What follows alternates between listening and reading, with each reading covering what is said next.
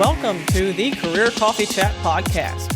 I'm your host, Aaron Urban, certified career strategist and executive coach, removing career roadblocks so you can achieve more impact, influence, and income. Welcome to Career Coffee Chat Live. I'm your host, Aaron Urban. I'm a certified executive coach. And what I love doing is helping leaders, emerging leaders, remove those pesky career roadblocks that are getting in your way so you can achieve more impact, influence, and income. And in the future of work, those roadblocks are a little bit different than they were 2 or even 3 years ago. Today, I'm very excited to talk to you about what does the future of work look like? And today we have a fantastic guest on our show. I am really excited to have Ira Wolfe on the show today. Now, a little bit about Ira Wolfe. He is what he calls a self-proclaimed millennial trapped in a baby boomer body. I love that. And most importantly, he is on the same wavelength as I am when it comes to the future of work. Fascinating things going on right now in our personal and our work lives. So, as you probably know, the workplace will never be the same. So today we're going to talk a little bit about what's different and why you should care at all as a leader or just simply someone seeking more career advancement in your life. So prepare yourself for a very interesting conversation as we will dive in to what matters to help you stand out in the future of work and what is all this change and difference all about anyway. So who's Ira Wolfe? Well, Ira Wolfe is a great guy, first of all. And as I mentioned before, he says he's a millennial trapped in a baby boomer body, one of the top 100 HR influencers for 2021. I'm also intrigued by his LinkedIn headline, which says, terrified and fascinated by VUCA level change, as well as a future of work global thought leader. And he is indeed, he's the president of the Poised for the Future company, founder of Success Performance Solutions, a TEDx speaker, top 5 thought leader on future of work and HR Thinkers 360, and host of the Geeks, Geezer, and Googlization podcast, which has also been selected as one of the top 50 podcasts to listen to 2021. So if you aren't excited by now, doggone it, you should be excited to welcome our very special guest, Ira Wolfe, to the show. Ira, it's great to see you. Thank you for being here. And thanks for the awesome intro, Aaron. Appreciate it. Happy holidays. It's hard to believe. I know. We are December of 2021. That's crazy. I mean, it's crazy. The last 2 years have been a blur for sure. So excited to be here. I'm excited to talk about what's next. What's 2022 and beyond look like? What can we possibly change? We've changed so much. I mean, just how we think, how we interact. Although I will share that I had a personal gathering. A friend of mine is going to Antarctica. Who knew? So that's fantastic. Very interesting. We had a personal gathering, and there wasn't too much concern about, do a fist bump, do an elbow, do a hug, what do I do? People are starting to get back to normal-ish a little bit, but the workplace is not. No, I'm not sure any aspect of our lives are not. And for anybody who thinks it is, I mean, we had the wake-up call last Friday with the Omicron variant. Yep. And every day the news, it's not as bad. It's going to be worse. It's transmissible. It's not as transmissible. What are the long-term effects? Will the vaccines work? And it's not even misinformation. We just don't know. And, we talk, I often say that humans are addicted to certainty. It doesn't come from me. That's how our brains were wired. We like that predictable, that predictiveness. We like to know what's coming next. Humans weren't wired for constant change, and yet we're living in a world that there's perpetual change.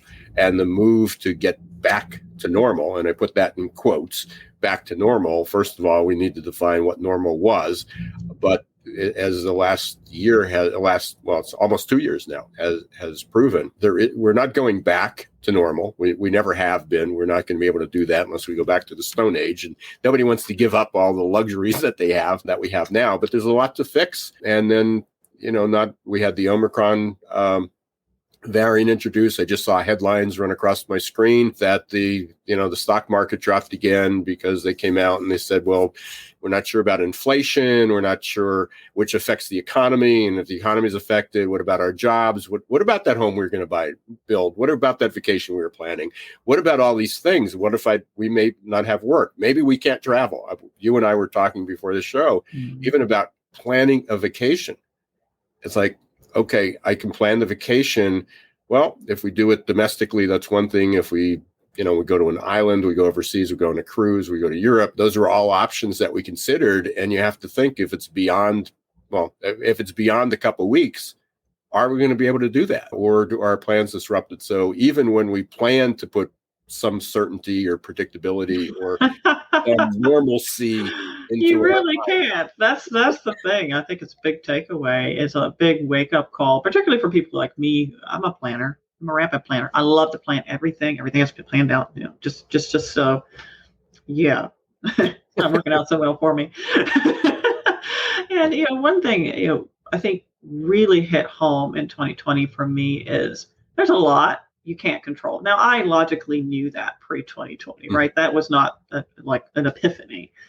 It really sunk in 2020. There's a lot beyond our control. And you know what, Ira? I could sit here and stew myself up about all these things that are absolutely outside of my control. And I think if I were to summarize a lot of the guests I've had on the show, which has been a wonderful year, and I'm really excited to have our conversation too. It's my favorite thing, kind of, for a coffee chat show, talking to people like you. So, but if I were to summarize, I would have to say people have basically said, focus on what you can control and try to find happiness within that space and adjust expectations as much as possible, if that makes sense. So I don't know if that makes sense at all. It does, and I'm trying to think what the words that just running through my mind at the moment, but it goes back to what's been popularized as the serenity, from Alcoholics Anonymous and things, it's basically, you change what you can change, but there's certain things you can't, and you just have to learn how to deal with them. So I forget it's much more fluid what the lines are, but the sense is that there are some things that we're just not going to be able to change. I mean, as much as we want the COVID to go away. In fact, I have a webinar coming up today, and I put the slide in because it was somebody with their head down, and it said, "When is it all going to go away?" And it's not. I mean, it's going to be endemic with us for a while. If we had a better response, which was also unexpected. So we had all these changes, and there's people that are resisting it, and we're not going to get into the politics of this, whether you want to be vaccinated, whether you believe in the social distancing, whether the virus, where did the virus come from? People get all these debates. But the reality is their life changed from it. And, whether you got vaccinated or not, it's our lives are going to be different, and whether you social distance and whether you're an introvert or an extrovert, whether you're a planner or you like to live life one day at a time. The environment changed. It's going to affect every one of us in different ways, and we're not very good at that.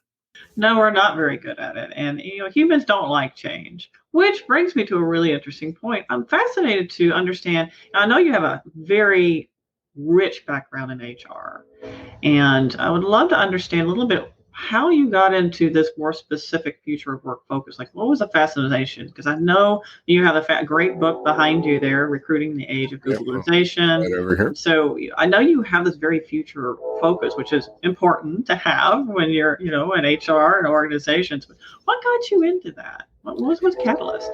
Yeah. So the future of, my passion or my pursuit of understanding what the future of work is, I guess it was just innate. It was also part of what's the business going to look like, planning, strategizing, put it into a bigger context of rather just an industry. And interesting enough, I mean, I didn't come from HR. I ended up falling into HR. I had a business that just happened to sell services and products to HR, but I didn't come from there. I didn't come from staffing, didn't come from recruiting, didn't come from HR, and really didn't have any intention of being in an HR, because a lot of HR ends up about compliance and regulations and training and benefits and wages and compensation and all those things, all very, very important, which, by the way, every one of those is being disrupted by now. But a lot of the conversations I had, pertain to that. And nearly 20, tracing this business back, I didn't necessarily intend that, I'm going to go into the HR business. I was going to go into the small, and really at one time even focusing on healthcare, helping doctors, physicians, accountants run their businesses better, because that's where I came from. That quickly evolved that I said, well, I don't want to do that, at least exclusively. And that evolved into an opportunity. I always enjoyed diagnosis, coming from healthcare. And I really enjoyed the assessment side of the business. And many people probably are familiar with a DISC or a Myers-Briggs or a personality test. And that sort of led me down that road. And I wanted to focus not the personal coaching and the personal development, but on the business. How can businesses perform better? What can they do? How can they help leaders? And by doing so, I had to think about what the future was going to look like. It's not prepare people for today, but prepare for people for tomorrow. And we won't give our ages away, but we were around in 1999 for the dot-com boom. And at that point, there were a similar situation where there were more jobs than people. Not anywhere near as bad as it is today, but there were more job openings than people. And we were creating all these jobs, and, even going down into high schools, 16-year-old kids were being offered $100,000 to program at the time. It was prior to Y2K and all this stuff. Oh, yeah, I remember Y2K. Yeah, and all this stuff going on. Here. We were all freaked out about that. Yeah, and everybody sort of pointed, at that time it was, those darn Gen X, those darn Gen Xers. You were the cause of this because you would rather play games on your sofa than work. Here we are running businesses. Yeah, not many of us, to be fair.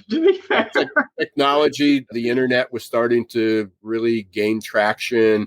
Technology was advancing. We had brick phone, we had portable phones, the big. I remember my first portable phone. If I had somebody with it. Yeah, we didn't have smartphones. Smartphones didn't come out until 2007, and so we had all this stuff going on. And I said, there's not one reason why companies are having trouble. And I called it the perfect labor storm. There were all these clouds. There were all these storms brewing, and they weren't happening one at a time. It was like as if a hurricane, a tornado, an earthquake, and a tsunami all occurred at the same time in the same place on the same day at the same hour. And it was a mess. And it's a long way around there, but that's how I got into the future of work, because it turned out to be a huge, broad subject. And then, through lots of conversations, lots of reading, I was like, wow, the future was going to be very, very different. I wrote a couple different versions. I wrote Geeks, Geezers, and Googlization, because one of the big aspects of what's wrong with it is we had 4 or 5 generations, and then it wasn't the Gen X. You passed the torch to the millennials, and it was, those darn millennials are ruining the world, and they have a horrible work ethic, and now it's Gen Z. So it's the same old story. But I talked about the generations in context of technology. Technology, the internet was accelerating change. And, that made sense. But, too many people still said, so how do you work with millennials? I go, that's missed the point of the book.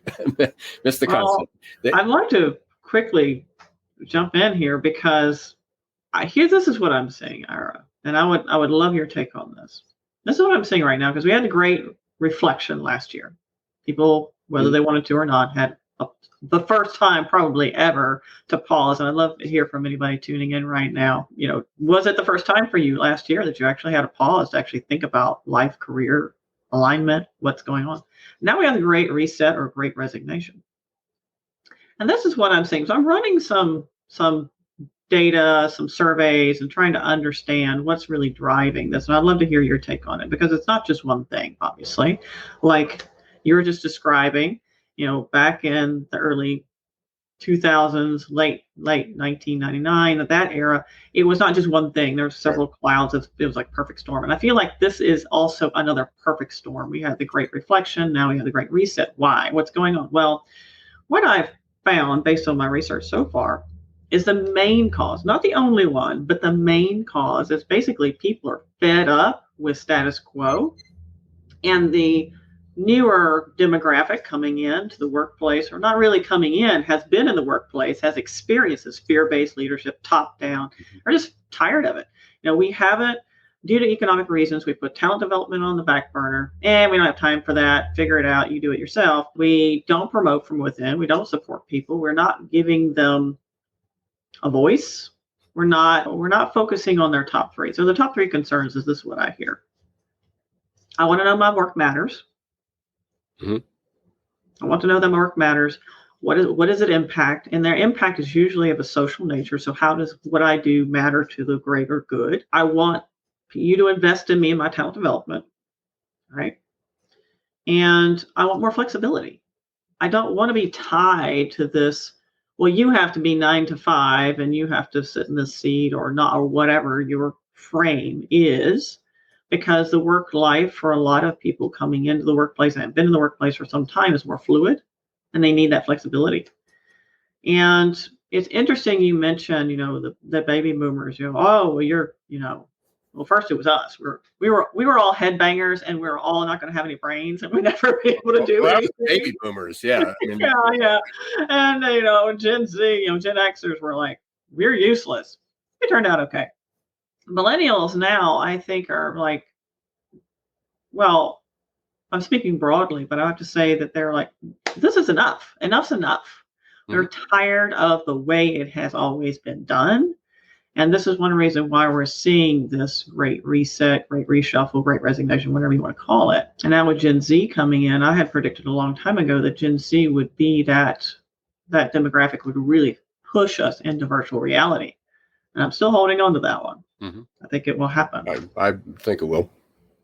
So a lot to unpack there. So my head's swimming. We'll try. Yeah. There's a lot. I threw a lot at you. But let's start at the end. I mean, so first of all, through the history of mankind, at least going back to Chaucer, Shakespeare, and even Hercules, they always looked at the next generation as as a useless void. It's like they will be the death of us. It's not gone necessarily back. True. It just would be massive change. People don't like change. Yeah.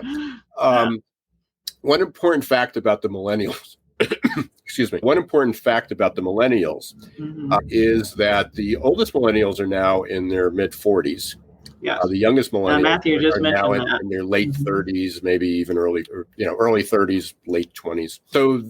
So a lot of the people that are blaming millennials are millennials. It's like, well, if we go with the stereotypes, if we go with the labels, okay. So and I know what they're referring to. They're referring to the next generation, which is Gen Z, which are now in the young 20s and late teens, coming into the workforce. Mm-hmm.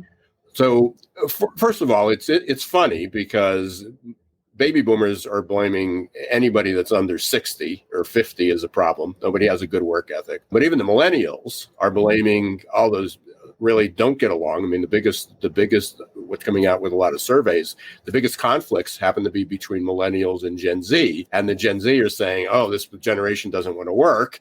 And then the next older generation is saying, oh, it's the millennials that don't want to work. And the next generation says, oh, it's Gen X doesn't work. Rally is, we need to get over it. There's people, there's baby boomers that I know that coasted for 40 years, got their pension. They didn't really work hard during that time. There's baby boomers that excelled. They led, they took risks, they innovated, they grew, and they're still doing it, me being one of them. There are an amazing number of Gen Z and millennial, and again, under 50s, that all the group. It's really personality and work style driven. It's not, it doesn't have much. Oh, there's a million. There's a lot. I mean, some of it's just opportunity. I mean, because it's not all, we talk about the work ethic, and then you can go into the different socioeconomic groups, the different demographics, education opportunities that are available for, I'm old enough to remember, and we take it for granted now, that I remember when Ivy Leagues, almost all the Ivy League schools were only male.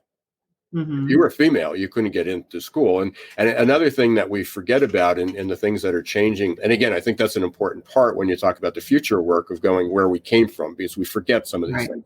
In 1948, 10% of women went to college, and only 32% were participating in the workforce. Most of them were stay-at-home moms. They were the Donna Reeds and the Father Knows Best, and that's a very different story now. I mean, fast forwarding to the now, and what we're looking for.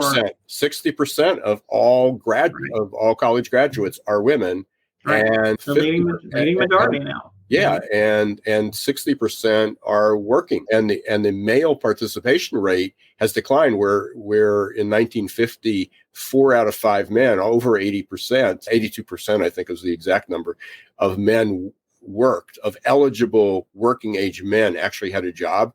That's dropped under 62%. So there's now 4 out of 5, or there's now 2 out of 5, 40% of men who are eligible to work are not working, and they're not all maybe millennials and Gen Z.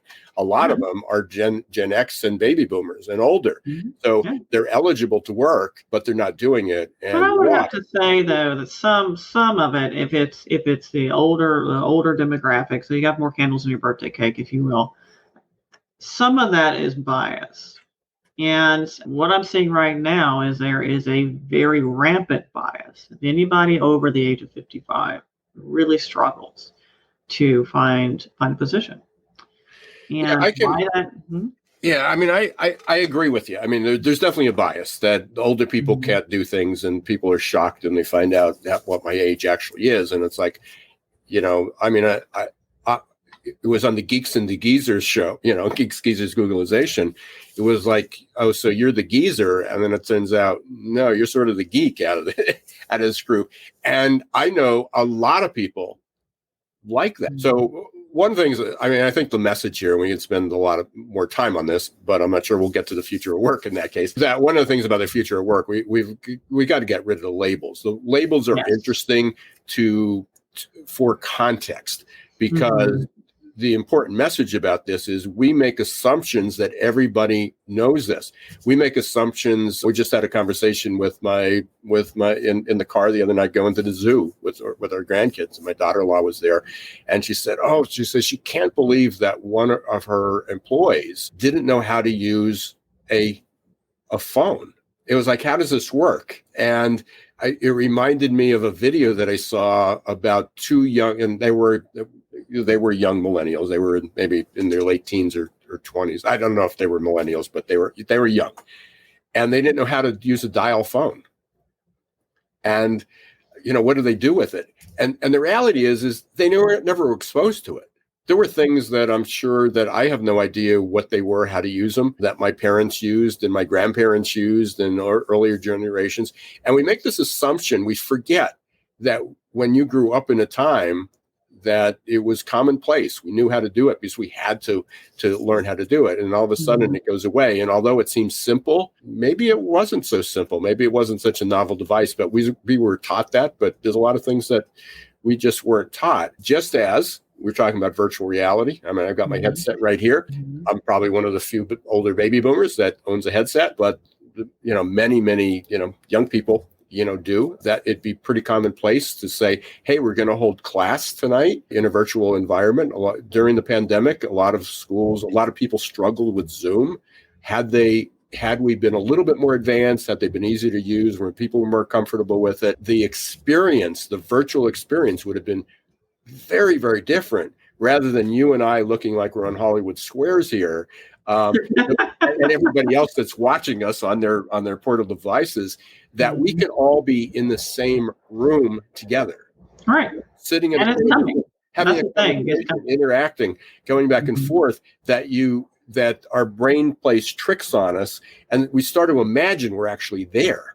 We're in that place, and then it starts to release the same chemicals. So that's what I'm from a nerdy neurological standpoint is very interesting, because there's a lot of things that aren't very effective in this format, this Zoom, this virtual talking heads format. It's not very effective. And when we go into the more virtual reality, people are hoping that we can replicate some of what we're missing in this more talking heads environment. It's not very effective. So we're hoping we can replicate that, because what's interesting is once we can trick the brain will release those chemicals that are not being released in this type of engagement, because it's not releasing things like oxytocin. You don't walk away necessarily going, oh, it was so great to see people. No, you don't get that because you're not seeing them really. And your brain knows that you're staring at a camera. So, just to really try to focus on the future of work, because we can chat about differences and this and that. And really, you're right. We need to lose the labels, stop focusing on what people do and don't know. Who cares? Is it relevant? I'm not sure it is. Yeah. What is relevant is that there isn't a new normal yet. I'm not sure there ever will be. I call it the never normal. I know people talked about the new normal, the next normal, the future normal. No, it's not there yet. I use the never normal. Never normal, exactly. And David mentioned, he goes, yes, pandemic gave him a chance to look around and get a new perspective. Oh, absolutely. And really helped him become more flexible and creative in his approaches in business and management as well.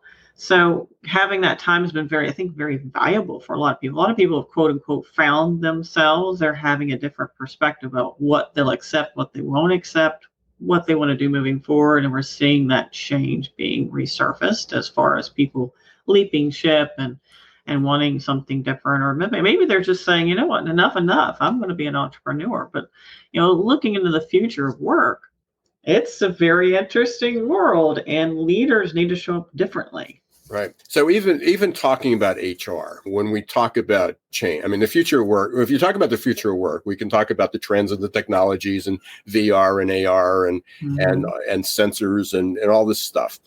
But the reality is all of it requires us to change. Yes. It requires organizations to change the way they do business. It requires individuals to become more skilled at being adaptable, at being flexible, and we'll kind of lead into that. But it requires almost everything we do requires for us to respond differently. And that means we have to change. Mm-hmm. And not all of us have that ability. And then there's the other component is sometimes we're working in environments that does not encourage that change, that does not support that change. So I've been working, one of the things following David's lines, I wrote my book, Recruiting in the Age of Googlization in 2017. It really was the evolution from my TED Talk in 2016, which was make change work for you. So again, always thinking about change, how do you make that happen? And when I had so much left over, I said, I should put this into a book and a presentation, and one thing led to another. And I wrote the book, and the first part of the subtitle of the book is When the Shift Hits Your Plan. That was the original book. So the first, for anybody out there that says, I'm not into recruiting, I don't recruit, I'm not in HR, but I am interested in the future of work. The first 150 pages in the book is only about change. It's about something we call VUCA, which is volatile, uncertain, complex, and ambiguous. Won't go into the background of that, but it's been around. I didn't invent that. But it was about what the world was going to look like. And 2020 proved to be volatile, uncertain, complex, and ambiguous. Most everybody agreed with that. I had just written I just updated it. We came out with the second edition February of 2020. Perfect timing for that.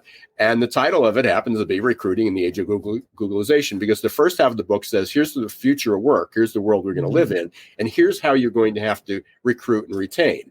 Well, a lot of that came true of what, and I can't say what the recruiting part came true. What came true was all the vulnerabilities we had in the system, that everything that companies got away with, long applications, clunky processes, not getting back to candidates, ghosting them, taking time to make a decision, trying to pay, not talking about salary and wages, trying to pay people the least amount you possibly can to just fill a position. So there was no equity. We didn't talk about, there was no diversity. The whole processes were biased. There was so much bias within in the hiring process and the retention process and the promotion process, even in the training process, who was eligible for training and then what happened after training.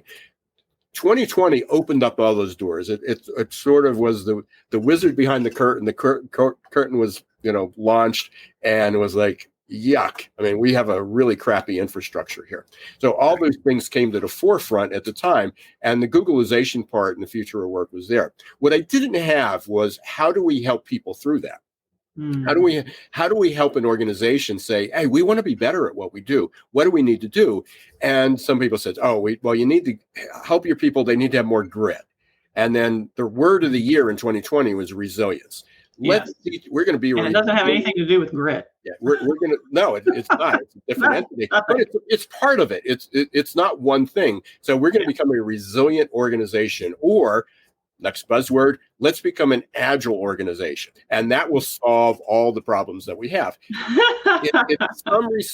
In some respect, I don't want to make light of it that it's not important. But focusing on that this year and saying, well, next year we'll work on something else, it wasn't going to fly, because change is just happening too fast. But I was introduced, I followed this. I actually have a book about 10 years ago, and they were talking about the adaptability quotient. And it was a little quiz, and it was a book, and it wasn't very good, but it was out there. And I was introduced to an organization that was doing a lot of research. They were working with the UN, and they were working with some organizations, some banks, and they created a framework. And it's still evolving, to be honest. I mean, the framework's evolving, and it may change. But it really resonated, and it said, this is something that people can embrace and help them move forward. And what it looks at, they identified 15 dimensions that were important. And there's some recent McKinsey stuff that came out, and Deloitte and Boston Consulting Group, that actually supports where this was going. And I'm sure everybody stole from everybody else, because that's how it's done. But it looked at 5 abilities. The important part is it looked at what they call the ACE model. So it was abilities, character, and environment. The character is just your personality, and not that makes you good or better. It doesn't make you good or bad at making change. It just influences how you change. If you're an introvert, you're going to think about it. If you're an extrovert, you're going to need to talk to somebody, and you want to talk it out. But beyond that, it doesn't matter. Both there's introverts who are good at change, and there's introverts who are bad at change. There's extroverts who are good at change. There's extroverts who are bad. It just influences how you approach that. What you can change, how you can actually make change work for you, is there were 5 personal abilities that and I call them abilities because they can be taught. We can teach people how to do that. Resilience is one of them. We need to be able to bounce back. And I don't care if you are growing, thriving, flourishing, innovating, you're at the top, you're having the best year you ever had. You're going to get knocked down. There's going to be something that, and maybe it's personal, maybe it's physical, maybe it's emotional, but down the road, we're all going to have some resiliency. We have to have grit, because we have to have perseverance. We need to endure. We need to keep going for the same reason. But those aren't enough, because they don't help us grow. They don't help us go in a different direction. Grit just says, I'm going to keep running and running. I'm going to stay focused. I'm going to be tunnel vision. I'm going to be passionate about it. I'm going to be persevere. But when the time comes, when the environment says you got to change, no. If I just work harder, if I stay up longer and I work harder, no, that doesn't work. and I add another degree, if I add another certification or degree, that just equals burnout usually. My resume, that's going to help. So the other 3 were really, really interesting. One was mental flexibility. And that's the ability to deal with cognitive dissonance. It's the ability to make sense of things that are going crazy, really weird, and not say, well, that will never work. It's go, well, if I take piece A and B, maybe there's some place that they overlap and there's some commonness. I often say it's watching CNN, MSNBC, and Fox News simultaneously. And rather than saying they're all, taking sides, is what's the common thread? What are you hearing? How do I step back? How do I make sense of this? What are the similarities? And usually there are more similarities than differences. We just don't hear them. We're always looking for that difference. That's the toughest one to kind of fix and train, but it's possible. The other one's growth mindset or growth mindset. Right. And that's, for those aren't familiar, just look up growth and fixed mindset. Look up Carol Dweck, DWECK. A lot of research, a lot of work done on that. But it's an open-mindedness. It's realizing that if I get one more degree, it doesn't make me smarter.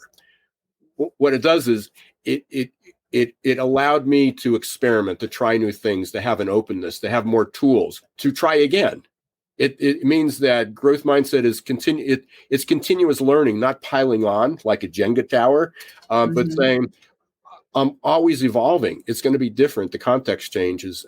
And it also requires us, the interesting thing about growth mindset, in order to have that mindset, you have to have hope, or vice versa. You either have hope and it allows you to have growth mindset, or you have growth mindset. And Ira, I was going to mention, when you said grit, actually a lot of the grit revolves around hope.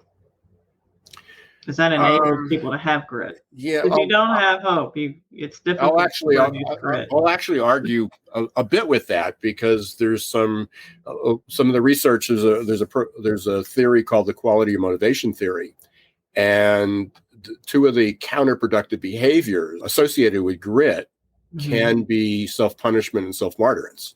And self-punishment is no pain, no gain.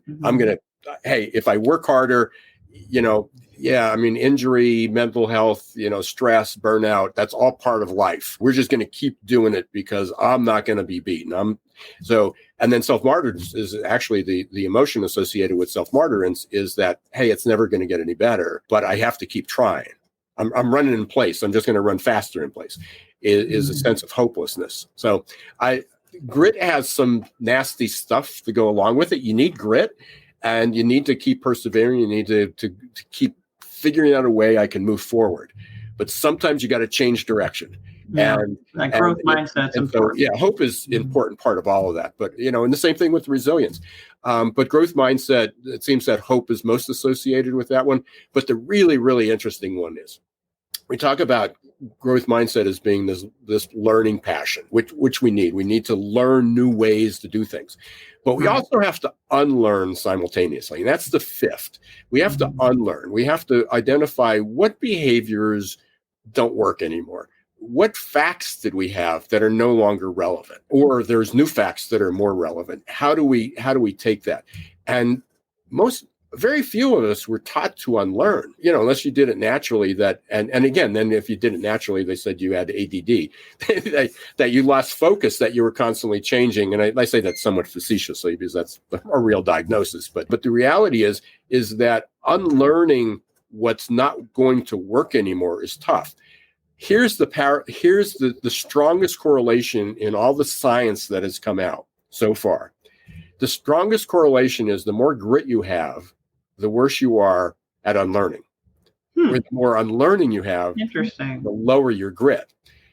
And I'd love to hear from those of you who are tuning in if you agree with that statement and what your thoughts are. So if I can encapsulate that, the more grit you have, the worse you are at unlearning things that are like those mental programs. You're just on automatic. You're just churning, right? I'm going to do it next year.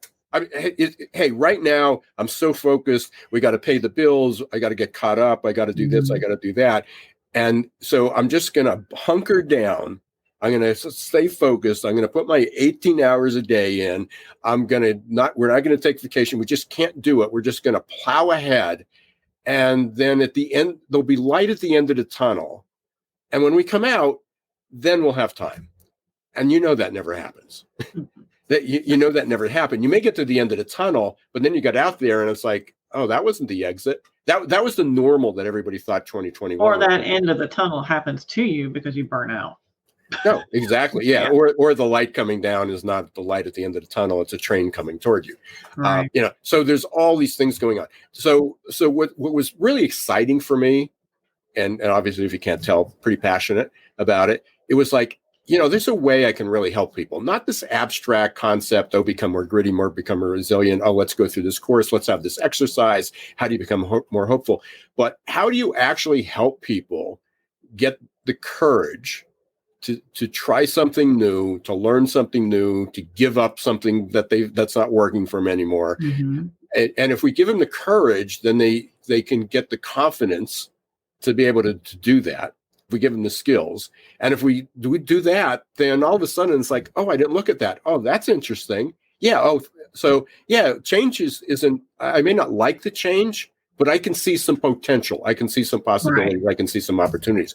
Now, within that context, and I know we just have a few minutes left, is that the other component I talked about, that was the A's. That was the A. Talked about the character, just how it influences, and self-awareness, know who you are, the emotional intelligence, understand who you are, how it's going to affect those around me.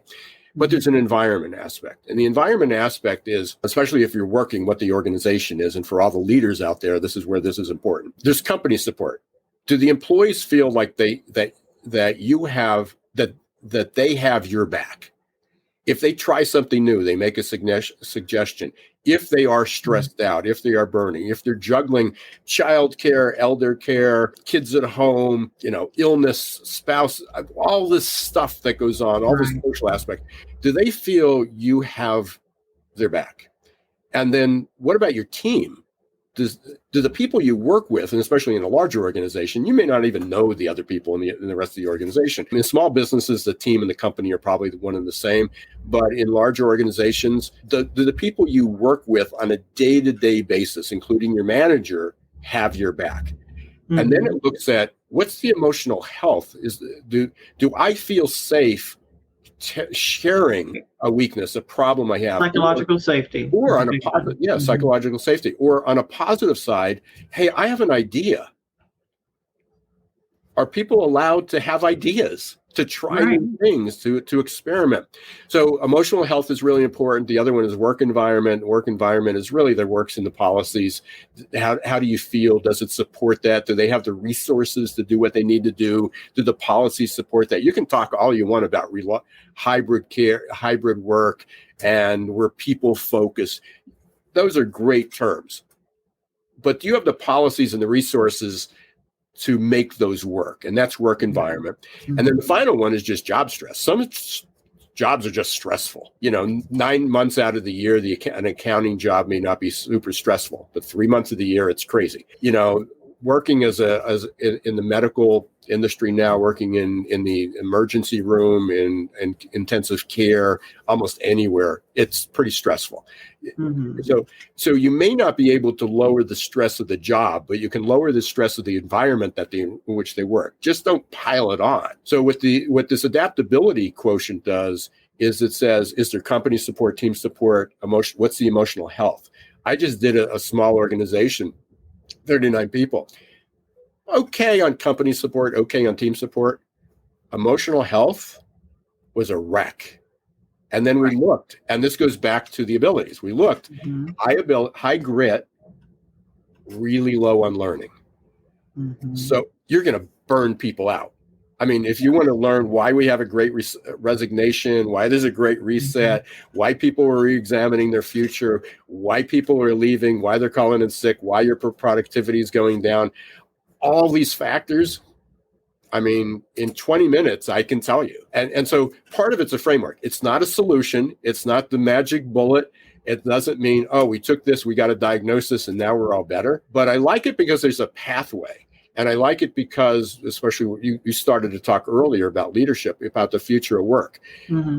Organizations are going to have to change. Organizations are going to have to not just say that people are our most important asset. They're going to have to have to back it up, finally. Yeah, there's got to be purpose. So what does that look like? Does that mean that they allow everybody to have purpose, to follow that? What does that take? And that's going to take organizational change, and people are going to have to be better at it. But if you can create a great environment, but if you have people that are still struggling, they're still coping, they got all these issues going on, and they don't, it's going to be a long haul, and you're not going to have the success. You're going to pour a lot of resources and money. So it's a three-legged stool, but there's two important ones. One is you need to create a better environment, and the other is you need to arm people with the skills that they have. And I'll just stop talking at this point with one final comment. McKinsey just released a really cool study. I suggest going up and reading it. They call them Delta. Just look up deltas in McKinsey, DELTAS. And deltas stand for distinct elements of talent. They identified 56 foundational skills. The number one skill they found that determined by far, it wasn't even marginal, by far, the number one skill that they found was predictive for job success and career satisfaction and emotional well-being was adaptability. It was the number one employability, the number one trait. or mindset, whatever you want to call it, that influenced future employability. The second interesting thing about that was they related it to what we teach people and train people. And, we teach people digital skills and collaboration and project management and all this stuff. The worst correlation with education was dealing with uncertainty. We don't teach people how to deal with uncertainty. No, we don't. We just say, oh, we're going to just show up and don't worry about it. But it bothers the heck out of people. But there was the cognitive dissonance, dealing with trying to make sense of things, was also on that list. It was really, really low. But the lowest was dealing with uncertainty. So we need to change the way we educate. We need to, as leaders, we need to recognize that people are struggling with that. And not that we can say, hey, we're going to make it better for you, but how do we arm you with the skills? How do we create a support system for you? How do we help you deal with all this stuff? Be more human. We don't put a poster up on the wall and say we're putting the H back in HR.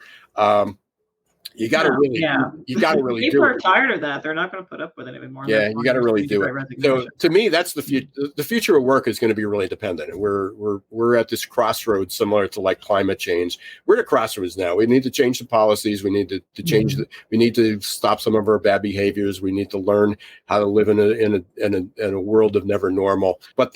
And to me, I don't wake up every morning depressed. I mean, by the end of the day, sometimes I am listening to news and hearing people. But I think there's so much opportunity, so much potential out there, and I encourage people to again, follow me, look it up. Continue listening to Aaron. It literally is going to take a village. There's nobody that has an answer, and everybody's life and environment and the circumstances are different. So what works for one person may not work for another, but it's a really good framework to follow. Yeah, I really appreciate you sharing that, Ira. That's very helpful and very interesting information as well. I've been doing some data gathering, as I mentioned before, earlier on in the show. And what we found is, based on the survey information so far, is people attribute the vast majority of people, like I mentioned before, not just one thing, but the vast majority say great resignation because I'm leaving toxic work environments. Okay, great. So what's driving toxic work environment? That's our next question. Poor leadership. And what we're seeing from the coaching community very strongly is a cry for more coaching at that emerging leader, evolving leader status, not just reserving coaching for executives. In some cases, it's almost like, well, that's a little late in the process. It really needs to happen much early on, because these early managers, these mid-level managers are not getting any kind of leadership coaching, not a training course, not a workshop. We know based on research that doesn't work. Sometimes, rarely, we get an epiphany through these things, but typically not. It requires coaching. And, that drives the culture, whether you like it or not. Your mid-level emerging leaders, they drive the culture, because the executives are up here. They're not necessarily interacting with the folks that are doing the work. Right. And again, I would just encourage people, even from a coaching standpoint, it may not be coaching for leadership, but just life skills, helping people. If you don't think that helping a line worker, a frontline worker, production worker, a child care worker, helping them get through, giving them the skills that help them get through day to day. I mean, they need money. They need money to pay the bills. So you got to pay them. But just helping them cope with what's going on and being supportive. And sometimes that's all they need, because they don't get support anywhere else. Sometimes you do become their family, that they feel comfortable, and that's so they keep showing up to work because they feel comfortable. They have good team support. The managers are doing a good job. The supervisors are doing a good job, and they feel safe. People don't feel safe in their own homes anymore. And, not only physically, but emotionally in many cases, because everybody's stressed out. So what are the tools you can give them that can help them, grow, rather than just keep them in survival mode? So we're in a very, very interesting time. And I really appreciate the opportunity. Obviously, I love talking about this. And it's going to be an ongoing conversation. It's not a quick fix, but hopefully you'll join me in the community, and everybody else who's listening will kind of follow along. Yeah. Absolutely. Thank you so much, Ira. Thank you for sharing your wisdom, your insights as the future of work and how we can make a better future and deal with our very strong VUCA environment. Years ago, I was reading something. I wish I could remember what it was. It was a very long time ago. And it was the rate of innovation, the rate of change was just this, scale that was just going off the charts. And the scientists theorized that the rate of change and innovation would become so poignant. It would come to a point where it was almost like just instant, like it was just constant. And he wasn't quite sure what would happen at that point, but it is like we're headed towards that. It's such a strong.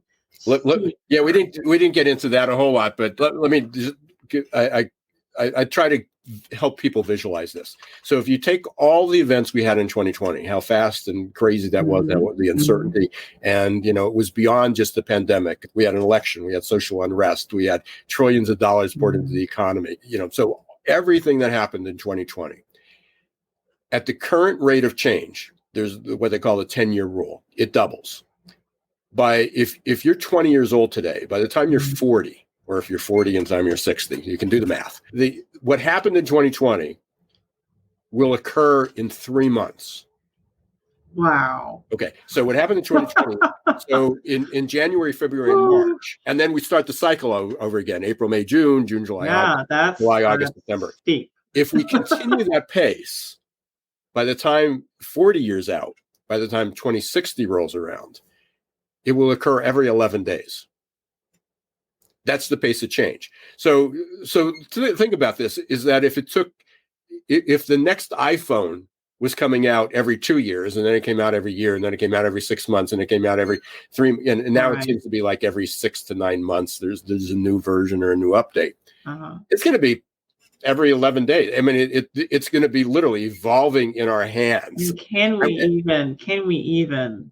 We can go back to the generations. Yeah. We can say, could my mother adapt at that rate, who's 98? Absolutely not. Can I do it, as an older baby boomer? I'm trying hard, but it's hard. But the youngest generation today that's being born, my grandkids, 2 years and 2 months, their life expectancy is 150 years based on everything we know. Now, we got to figure out how to have a quality of life after that. And we have to look at Social Security, because Social Security was designed for people when the life expectancy was 47, and now it's close to, it's in its high, it's almost 80. So I'm not sure how that is, because retirement,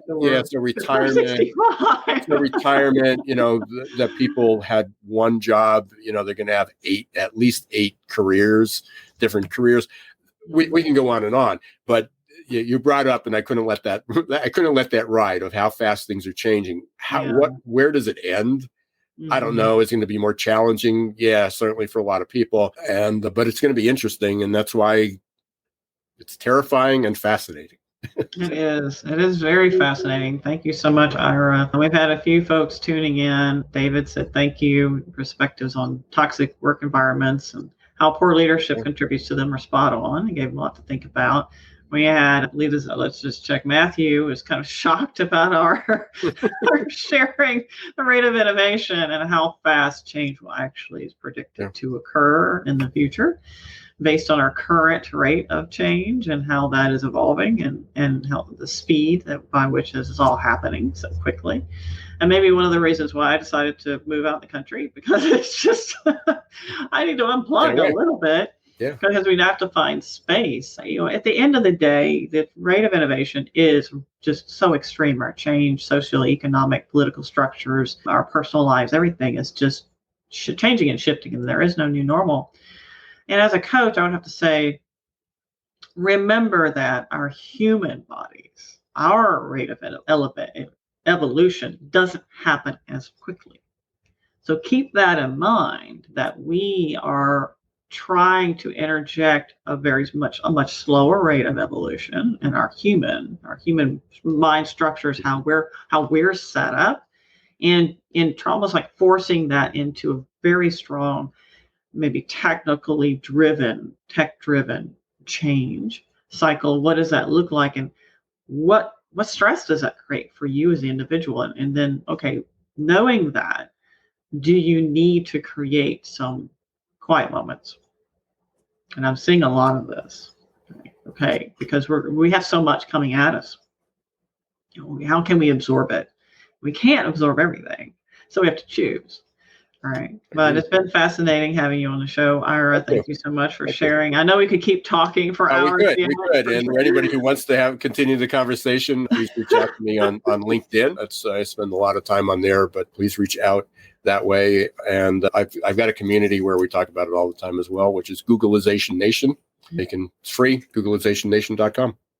Great, thank you. And if you're interested in the book, by the way, it's up on Amazon. So, and you can share those also, Ira, in the comments if you will, and that way people can get those too. Of course, we'll pop those in the comments as well, so people can get that in the show notes. And again, it's been a great pleasure having you on the show. And for all of you tuning in, my friends, keep elevating. Okay. Stay safe. Thank you for tuning in on the Career Coffee Chat podcast. It's been a pleasure. Feel free to reach out to me. My email is coacheurban@gmail.com or tweet at coacheurban, Instagram coach.eurban, or reach out to my Facebook group, Elevate Your Career. So I'd love to learn more about you, hear your insights, and what questions you have. You can find out more about me at coacheurban.com. And don't forget, please do reach out on LinkedIn. You can find me at Aaron Urban. Until next time, cheers. Here's to caffeinating your career.